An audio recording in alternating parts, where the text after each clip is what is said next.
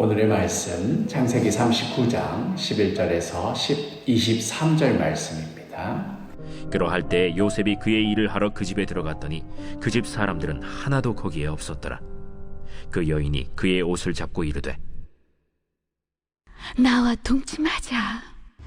그러나 요셉이 자기의 옷을 그 여인의 손에 버려두고 밖으로 나가매 그 여인이 요셉이 그의 옷을 자기 손에 버려두고 도망하여 나감을 보고 그 여인의 집사람들을 불러서 그들에게 이르되 보라, 주인이 히브리 사람을 우리에게 데려다가 우리를 희롱하게 하는도다.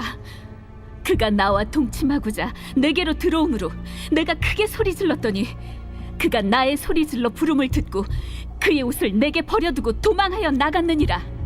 그의 옷을 곁에 두고 자기 주인이 집으로 돌아오기를 기다려 이 말로 그에게 말하여 이르되 당신이 우리에게 데려온 히브리 종이 나를 희롱하려고 내게로 들어왔으므로 내가 소리질러 불렀더니 그가 그의 옷을 내게 버려두고 밖으로 도망하여 나간나이다.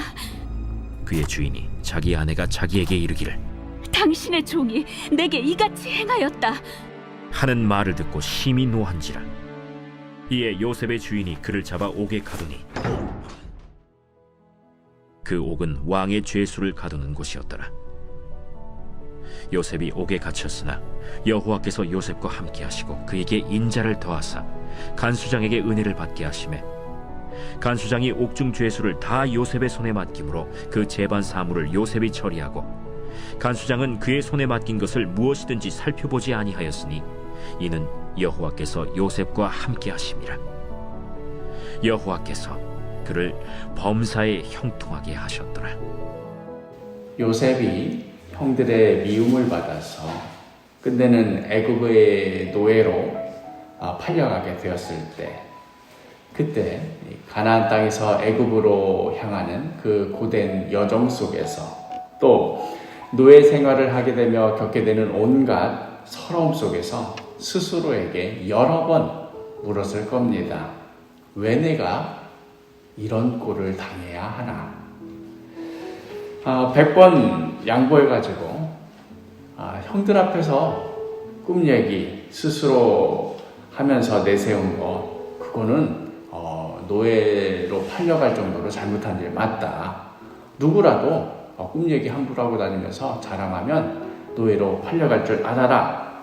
뭐 이렇게 인정한다고 칩시다. 이게 말이 안 된다는 걸 알지만 그냥 그렇다고 칩시다. 그러면 오늘 우리가 함께 읽은 이 본문 속에서 요셉이 겪어야 하는 이 억울한 일에 대해서는 그럼 뭐라고 말을 해야 할까요? 이미 여러 번 요셉은 자신의 입장을 분명히 했습니다. 동침을 하자는 여주인의 제안에 응하지도 않았을 뿐더러 아예 함께 있으려고 하지도 않았습니다. 그랬더니 이 여주인이 아주 교묘하게 접근하면서 유혹하지요. 오늘 본문 11절 12절 그러할 때에 요셉이 그의 일을 하러 그 집에 들어갔더니 그 집 사람들은 하나도 거기에 없었더라. 그 여인이 그의 옷을 잡고 이르되 나와 동침하자. 그러나 요셉이 자기의 옷을 그 여인의 손에 버려두고 밖으로 나가매. 여주인의 이런 기습적인 유혹, 옷을 붙들어매면서 자신의 몸을 밀착하면서 그렇게 유혹하며 들어왔겠지요. 그러자 요셉이 그 여주인이 붙들고 있는 그 옷을 그냥 버려둔 채로 그 자리를 피해버렸습니다. 자기를 믿어주었던 보디발에 대한 충성심 때문이기도 했고, 무엇보다도 하나님 앞에서 자기 자신을 지키기 위함 때문이기도 하였습니다. 이쯤 되면 하늘이 열리면서 잘하였도다 내 충성된 종아 하면서 하나님께서 친히 말씀해 주시거나, 이게 좀 오바다 싶으면 하다못해 주인 보디발이라도 이 현장의 진실을 알고는 역시 너는 내가 믿을 만한 그런 종이었구나, 네가 여기까지 충성했으니 내가 정말 더한 것도 너에게 맡기겠다랄지 뭐 이런 것들이 이어져야 하는 것 아니겠습니까? 이게 너무 큰 욕심이라고 친다면 그냥 이런 일이 해프닝으로 끝나고 여주인 스스로 망신만 당하고 그냥 유야무야 지나간다 하더라도 뭐 그럭저럭 괜찮은 상황 아니겠습니까? 그런데 요셉에게 돌아온 것은 무엇이었습니까? 19절, 20절에 그의 주인이 자기 아내가 자기에게 이르기를 당신의 종이 내게 이같이 행하였다 하는 말을 듣고 심히 노한지라. 이에 요셉의 주인이 그를 잡아 옥에 가두니 그 옥은 왕의 죄수를 가두는 곳이었더라. 요셉이 옥에 갇혔으나 충성의 결과가 오히려 분노였습니다. 신실함의 결과가 오히려 감옥이었습니다. 오늘날의 감옥을 생각하시면 안 됩니다. 언제 나올지 알 수가 없는 무기징역이지요. 그냥 한번 들어가면 거기서 죽을 때까지 썩어야 하는 인생 최악의 곳이 바로 당시 감옥이었습니다. 그것도 애굽에서 가장 삼엄한 곳, 왕의 죄수를 가두는 감옥이었습니다.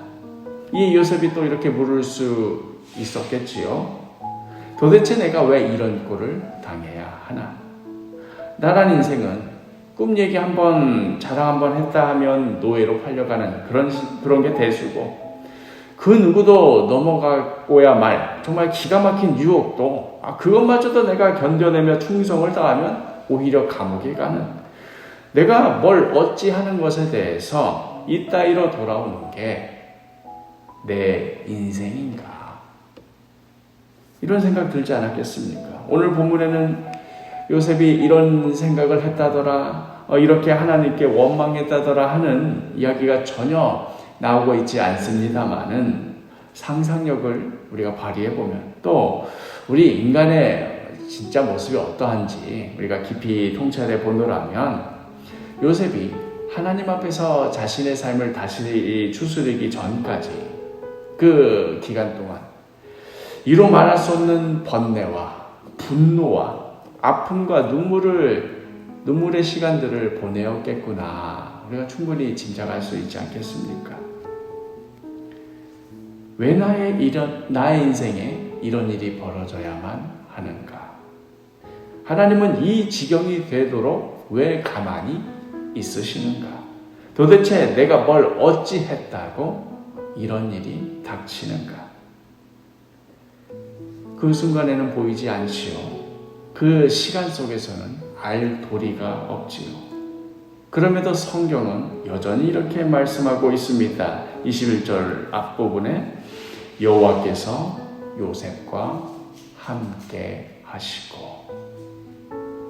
여호와께서 요셉과 함께 하시고.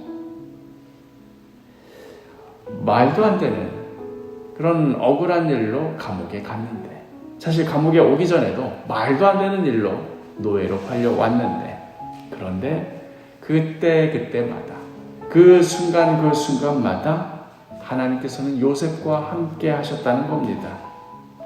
이게 무슨 의미냐면, 그러니까 이제 무슨 일이 벌어질지 지켜보라는 암시이지요. 하나님께서 함께 하시는 자의 결론이 어떠할지 소망을 가지라는 말씀이겠지요. 사랑하는 사도계 식구 여러분, 우리의 오늘의 기도가 이와 비슷할 때가 참 많지 않습니까? 하나님, 왜 나의 인생에 이런 일이 벌어져야 합니까? 하나님, 왜 이 지경이 되도록 가만히만 있으십니까? 하나님, 도대체 내가 뭘 어찌 했다고 이러시깁니까? 이렇게 물으며 때로는 원망 아닌 원망을 하며 눈물로 기도하는 때가 있지 않습니까? 그런데 하나님의 말씀은 우리에게 무엇을 보여주십니까? 이렇게 물으며 때로는 원망하며 눈물로 기도하는 그 순간에도 여호와께서 함께 하시고, 여호와께서 함께 하시고, 눈물로 기도하고 있는 이 순간에도 하나님께서 우리와 함께 하심을 믿으시기를 바랍니다. 이것이 끝이 아님을, 하나님께서 행하실 놀라운 일이 기다리고 있음을, 우리 인생의 결론이 지금 이 순간에도 여전히 하나님 손 안에서 빚어져 가고 있음을 믿음의 눈으로 바라보시기를 바랍니다. 이제 우리의 눈물의 기도가 소망의 기도가 되도록 하나님 굳게 붙드시기를 바랍니다. 오늘 하루도 때로는 우리의 기도가 한탄이자 눈물이자 그러면 안 되는 줄 알면서도 하나님께 솔직한 마음을 내비치자니 원망이 되는 그런 기도라 할지라도 지금 이 순간에도 우리와 함께 하시는 우리 인생의 결론을 지금 이 순간에도 빚어가고 계시는 하나님 바라보시며 하나님 의지하며 살아가는 복된 하루가 되기를 간절히 축복합니다.